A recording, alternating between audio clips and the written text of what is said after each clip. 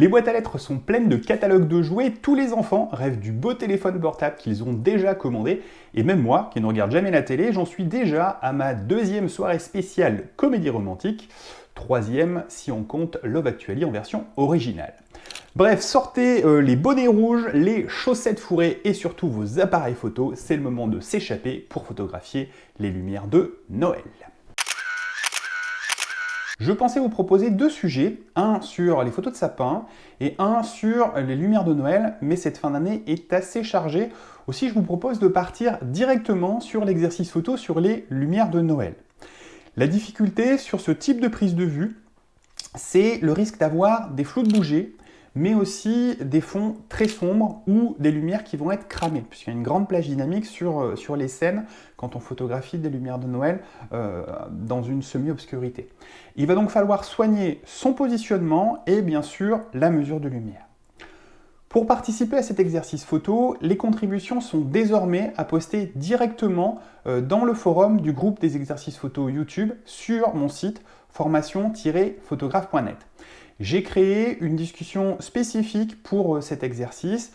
Je vous ajoute un lien ici, dans la petite bulle d'infos et en description de la vidéo. Donc les règles pour participer à cet exercice sont comme d'habitude. En 1, inscrivez-vous sur le site, du coup, si ce n'est pas encore déjà fait, et connectez-vous pour qu'on sache que c'est bien vous pour pouvoir poster votre message. En 2, donc, postez votre photo dans le forum du groupe des exercices photo YouTube sur mon site, formation-photographe.net. Et en 3, légendez votre photo comme indiqué dans le groupe en postant bien une photo et une seule avec sa légende, pas plus, mais vous pouvez ajouter une photo du making-of ou une photo de vous pendant la prise de vue. Petite précision, le volume des photos, le poids des photos est limité à 1 mégaoctet sur le site, donc vous devrez la réduire un petit peu avant de la poster, sinon ça risque de bloquer. Voilà. J'apporterai bien sûr un commentaire sur chaque image correctement postée sur le forum de l'exercice et les contributions seront publiées dans la prochaine vidéo de restitution. Donc abonnez-vous à la chaîne pour ne rien rater. Précisez aussi dans la légende de votre photo, quand vous allez la poster, si vous avez rencontré des difficultés ou pas, que je sache comment ça s'est passé et de manière à ce que je puisse apporter un commentaire qui soit constructif sur vos images. On va voir maintenant le matériel photo pour photographier les lumières de Noël. Il vous faudra tout d'abord un boîtier réflexe ou hybride, comme vous voulez, ou pour le moins un appareil photo qui permette de débrayer les réglages. Il faut que vous puissiez débrayer les réglages donc de programme d'exposition et aussi de mise au point. Donc vous pouvez aussi faire ça avec un bridge ou un compact expert, mais ce sera quand même plus facile avec un réflexe ou un hybride, même s'il y en a qui s'en sortent très bien avec des bridges. Votre objectif préféré, là aussi c'est un peu à vous de choisir, un trépied, super important, il faudra vraiment impérativement un trépied, et c'est toujours un petit confort, une télécommande ou maintenant les applis de smartphone pour piloter votre appareil photo. Et dernier point, super important, des vêtements chauds et des grosses, mais alors des très grosses chaussures de rando, parce que même si vous n'allez pas bouger beaucoup, vous allez justement rester statique et quand il y a un petit peu de vent ou qu'il fait froid à la tombée du jour, on se les gèle. On va parler maintenant des réglages à utiliser pour les photos de lumière de Noël. Si vous débutez ou si vous n'avez pas encore les notions de base sur les réglages de votre appareil photo, je vous invite à suivre la série de vidéos sur les principaux réglages en photographie qui se trouve sur mon site internet. Je vous ai ajouté un lien dans la petite bulle d'infos ici et à nouveau en description de la vidéo. Les réglages photo donc pour les lumières de Noël, pour être sûr de ne pas oublier dans quel ordre on va faire les choses, on va suivre comme d'hab ma méthode SPP-CMM que vous pouvez retrouver dans mes formations et dans mes livres de cours. Donc SPP-CMM pour sensibilité, positionnement, programme, CMM pour cadrage, mesure de lumière et mise au point. Voilà, comme ça on a tous les éléments qu'on va pouvoir séquencer.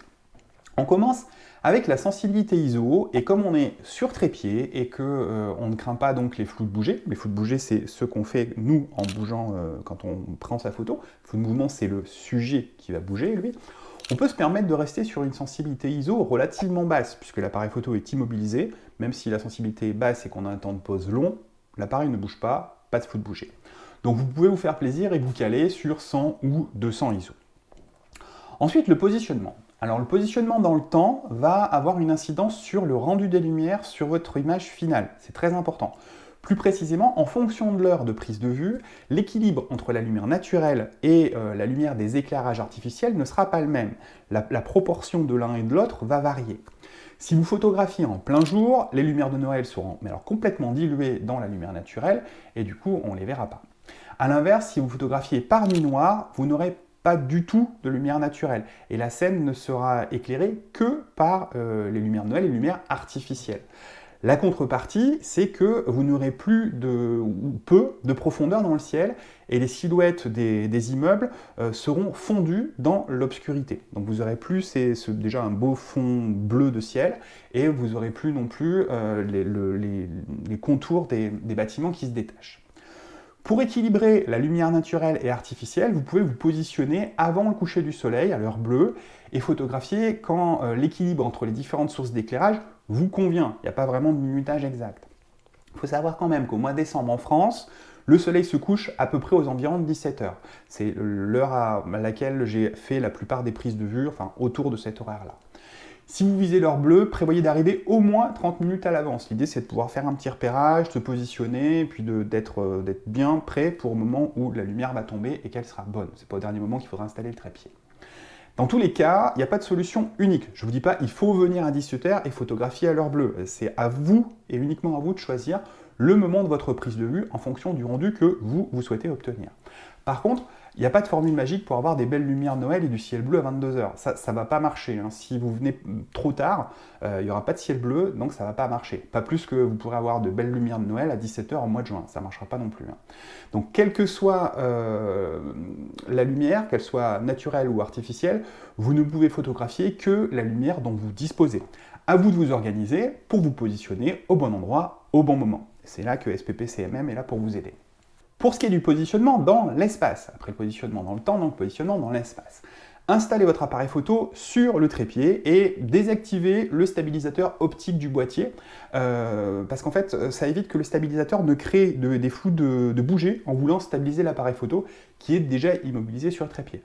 Je vous avoue que moi, j'oublie la moitié du temps et je suis très content sur mon petit hybride qui en est pas, parce que comme ça, je n'ai pas à m'en soucier. Mais voilà, désactivez-le quand vous faites vos photos sur trépied. Petit rappel toutefois, le trépied limite les flous de bouger, les flous que vous allez faire, mais il ne peut absolument rien contre les flous de mouvement, les flous des personnages qui bougent. Donc en vitesse lente, trépied ou pas trépied, si le sujet bouge, il sera flou. Là, on n'y peut rien. Pour ce qui est du programme d'exposition sur trépied, pour ce genre d'image, le plus simple, c'est d'utiliser le programme d'exposition manuel. Vous allez jouer sur l'ouverture de diaphragme pour doser la profondeur de champ, et on verra ensuite comment ajuster l'exposition avec la mesure de lumière. Là encore, les possibilités sont assez nombreuses. En ouvrant le diaphragme et en réduisant la profondeur de champ, vous pouvez opter pour une mise au point sur un premier plan et jouer sur le bokeh sur l'arrière-plan, sur le flou qui va se produire sur l'arrière-plan. Il y a des jolies choses avec les lumières qui peuvent vous faire des petites tâches assez sympas. On peut faire l'inverse aussi, c'est-à-dire faire la mise au point sur l'arrière-plan et jouer sur ce bokeh de premier plan. En termes de diaphragme, à partir de f11 et au-delà, les petites lumières ponctuelles des guirlandes lumineuses vous donneront assez facilement des jolis rendus étoilés. Ça va faire des petites étoiles assez sympas, donc profitez-en, c'est toujours assez rigolo de faire ce genre de choses et ça rend super bien, ça donne un côté un peu clinquant. Pour le cadrage, rien de particulier, c'est à vous de voir selon ce que vous voulez montrer dans l'image. Et pour la mesure de lumière, vous pouvez rester sur une mesure globale, si la scène est éclairée de manière homogène, c'est-à-dire s'il n'y a pas un gros écart entre... s'il n'y a pas une trop grosse surface de lumineuse et une trop grosse surface sombre. Et ça, en général, c'est quand il fait encore relativement jour, on est pas mal, l'écart n'est pas trop violent. Mais vous pouvez aussi utiliser la mesure spot si la scène est plus contrastée et que vous voulez mesurer un endroit précis de la scène. Donc vous allez mesurer sur cette zone que vous souhaitez exposer pour une luminosité moyenne. Ensuite, vous choisissez votre ouverture de diaphragme, puis vous ajustez la vitesse. Vous tournez la petite molette pour ajuster la vitesse pour que le curseur soit sur le 0. Si vous êtes bien en programme manuel, les réglages seront bloqués tant que vous n'interviendrez pas dessus. Donc vous positionnez votre appareil photo sur votre trépied, vous n'avez plus rien à faire. Les photos d'éclairage de nuit forment des images avec une plage dynamique, donc on l'a dit, très étendue. Et c'est aussi le type de scène qui se prête assez bien pour la photographie HDR.